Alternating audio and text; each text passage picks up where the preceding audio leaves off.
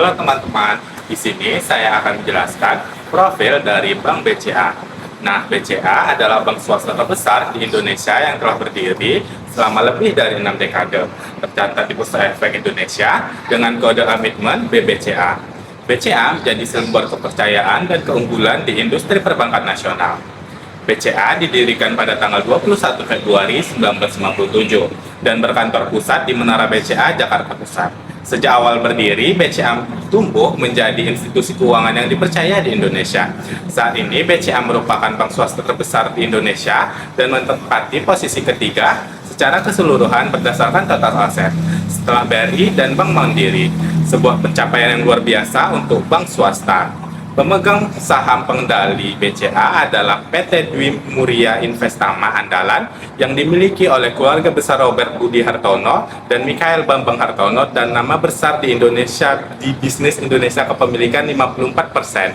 Adapun visi BCA secara jelas yaitu menjadi bank pilihan utama yang memberikan nilai tambah berkelanjutan nasabah, pemegang saham, dan masyarakat luas. Visi inilah yang menjadi kompas BCA dalam setiap langkah dan strategi.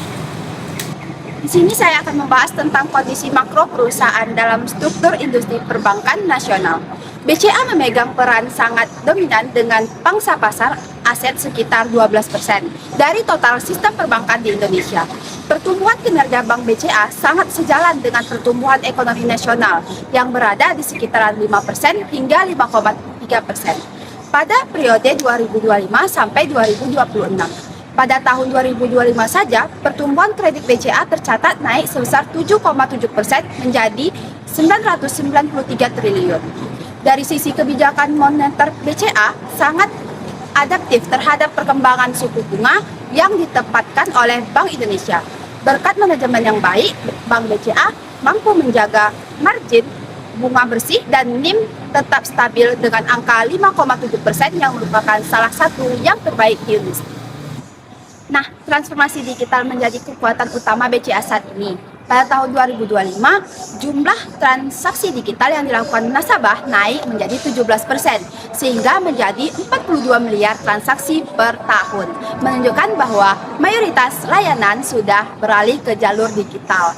Secara regulasi, BCA mematuhi seluruh aturan yang ditetapkan oleh OJK dan Bank Indonesia, khususnya dalam hal permodalan dan juga manajemen risiko.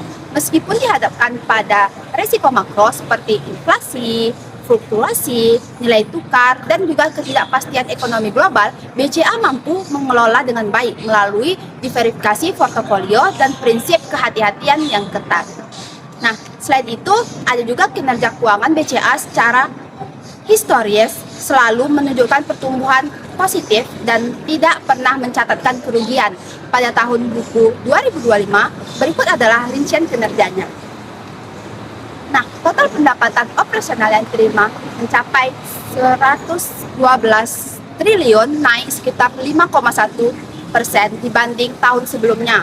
Sumber pendapatan utama berasal dari pendapatan bunga bersih sebesar 81,2 triliun. Selain itu, pendapatan dari jasa pelayanan, komisi, dan juga transaksi perbankan juga memberikan kontribusi sebesar 17,3 triliun. Setelah dikurangi, seluruh beban operasional yang tercatat sebesar 3,4 triliun, BCA berhasil membuktikan laba bersih sebesar 7,5 triliun dibandingkan tahun sebelumnya. Rasio efisiensi operasional atau CIR naik sebesar 3,74%. Hingga triwulan pertama tahun 2026, kinerja tetap kuat dengan laba bersih mencapai 14,8 triliun. Total kredit 962 triliun dan dana pihak ketiga terkumpul mencapai 1,260 triliun. Secara singkat, BCA adalah perusahaan yang sangat menguntungkan dan tumbuh stabil. Saya akan menjelaskan kondisi keuangan perusahaan. Jadi, secara umum, kondisi keuangan BCA dikategorikan sangat sehat, sangat aman, dan sangat liquid. Berikut adalah indikator utamanya per Maret 2026.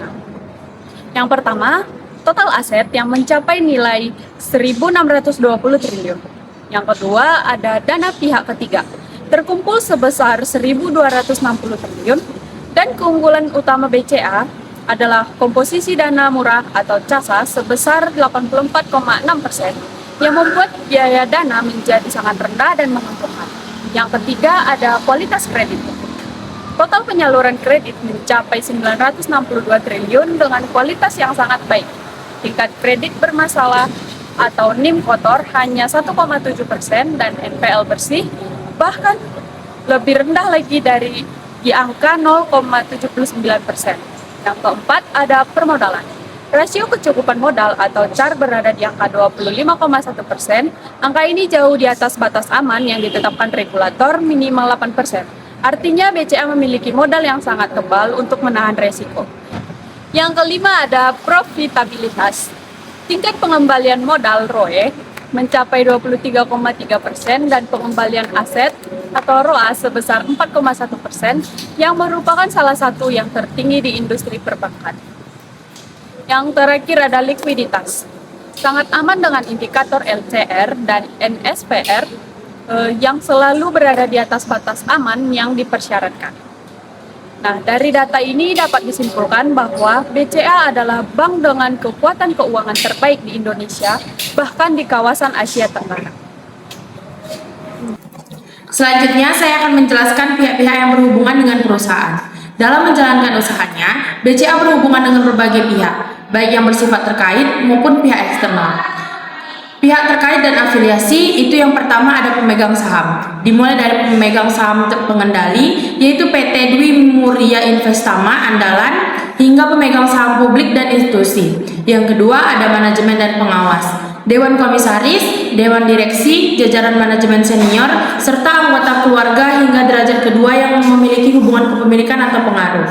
Yang ketiga ada anak perusahaan. Entitas yang dikendalikan penuh oleh BCA seperti BCA Sekuritas, BCA Finance, BCA Asuransi, BCA Syariah, dan BCA Multifinance. Yang keempat itu ada perusahaan terkendali, perusahaan-perusahaan lain yang dikendalikan oleh pemegang saham utama BCA. Nah, yang pihak eksternalnya ada yang pertama yaitu nasabah. Nasabah ini adalah pihak utama yang untuk dilayani meliputi nasabah perorangan, UMKM, korporasi besar, hingga lembaga pemerintah dan BUMN. Yang kedua, ada otoritas pengawas. Bank Indonesia sebagai pengatur kebijakan moneter, OJK sebagai pengawas industri jasa keuangan, Kementerian Keuangan, serta Bursa Efek Indonesia.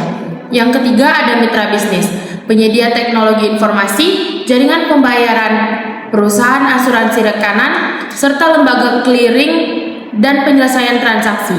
Nah, yang keempat ada mitra keuangan, bank koresponden, lembaga keuangan lain, serta pasar modal tempat BCA memperoleh pendanaan atau menempatkan dana. Yang kelima itu ada pemasok dan vendor, penyedia perangkat keras, perangkat lunak, jasa logistik, keamanan, dan jasa pendukung operasional lainnya.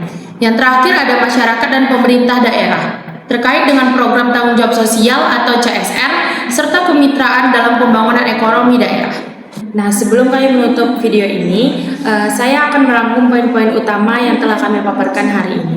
Yang pertama, BCA adalah bank swasta terbesar dan paling menguntungkan di Indonesia dengan sejarah panjang sejak 1957 yang tidak pernah sekalipun merugi.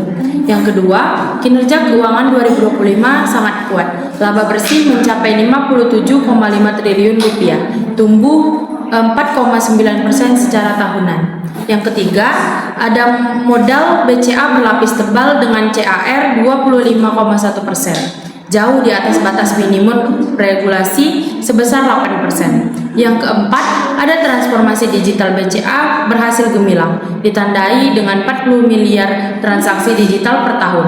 Bukti nyata kepercayaan puluhan juta nasabah.